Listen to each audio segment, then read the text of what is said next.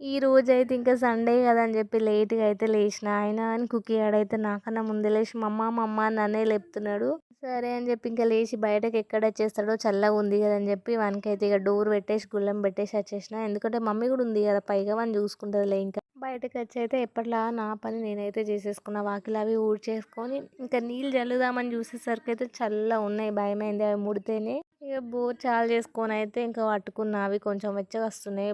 మస్తు నయం ఇంకా ట్యాంక్‌లో వాటర్ కంటే. ఇంకా బోర్ నీళ్ళు పట్టుకొని అయితే వాకిట్లో నీళ్ళు అవి చల్లుకున్నా. చల్లుకొని ఇక ముగ్గేద్దామని తెచ్చుకునేసరికయితే ఆ డబ్బా అంతా కింద పడైతే ఒలికిపోయింది. ఏసేది ఎట్లాగో వాకిట్లనే కదా అని ఇంకా మీది అయితే ఎత్తుకొని అయితే ముగ్గేసేసిన. నేను ముగ్గేసుకొని వెళ్దామనేసరికి అయితే పిల్లలైతే లేచి ఇక రెడీగా నాకే బయటకు వస్తున్నారు కదా అని చెప్పేసి అయితే ఇంకా మేము బయటనే ఇంకా బోర్ నీళ్ళు పట్టుకొని అయితే ఇంకా బయటనే బ్రష్ చేసుకుంటున్నాం. ఇక్కడనే కడుక్కుందాం మొఖాలని చెప్పేసి అయితే. మా ఆయన అయితే ఆడ ట్రాక్టర్ కడుక్కుంటూ ఆయన అక్కడే బ్రష్ చేసుకుంటున్నాడు. మా అమ్మ ఏమో లోపల చాయ్ పెడుతుంది. వాళ్ళకి పాలు అవి పోద్దామనేసరికి అయితే నాకు నైట్ ఓమ నానబెట్టింది గుర్తొచ్చింది ఇంతలోపు. ఇంకా నానబెట్టిన దాంట్లో కొంచెం హాట్ వాటర్ వేసి అయితే ఇస్తున్నా. ఎందుకంటే వాళ్ళకు ఫుల్ సర్ది దగ్గు అది అవుతుంది. తగ్గుతుందని ఎవరో చెప్పిర్రు నాకు. ఇంకా అది ఇవ్వకుండా అయితే ఇవి తాగిపిస్తున్నా. ప్రిన్స్‌కి కొంచెం టేస్ట్ తెలుసు కాబట్టి అదోలా పెట్టిండు. కుకీ అని తెలవక పాపం తాగుతున్నాడు. ఇదే మంచిది కదా ఇది తాగిన తర్వాత ఇంకా కొద్దిసేపు అయినాక అప్పుడు ఇంకా పాలు పోద్దామని.